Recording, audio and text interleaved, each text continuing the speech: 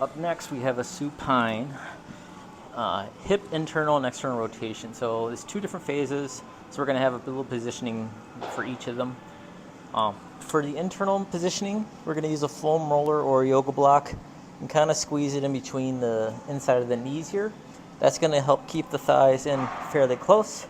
All right, and we want to make sure we keep the knees above the hip position, and the lower legs are horizontal to the floor. Okay, parallel. So you're going to lay with your back. With squeezing on, I want you to work on focusing on the femur rotating internally towards your midline, and as a consequence, the heels are going to rotate outward. All right, so it's just a natural position of hip internal rotation. So we're going to challenge it both sides as far as you can, and let's try to keep the toes angled up or pointing up to the ceiling. All right, and I want you to approach max effort on this. So at first, you may not need any resistance around your ankles as you're trying to get some initial comfort with going into that max range for the internal rotation. That can be pretty tough at first if you're not used to that. As you get stronger, you may add a resistance band around the ball of the feet.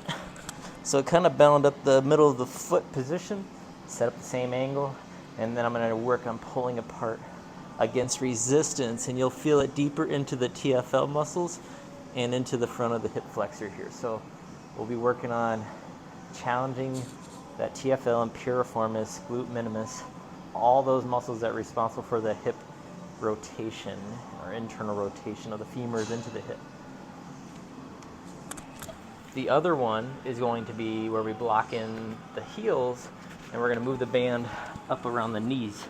So this is for the external rotation of the hip, or partly the like abduction. So think about like clamshells where we draw the knees apart from the midline, right?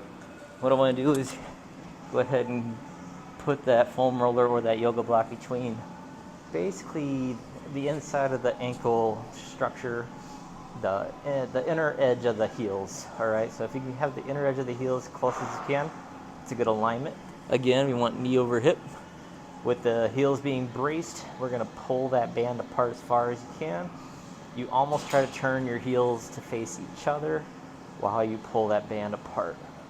Now you can use a little bit thicker band on these because we're stronger in the external rotation phase than we are with the internal, but you're still going to push it to your full ability and try to get that full range without dropping that foam roller or that block between your heel.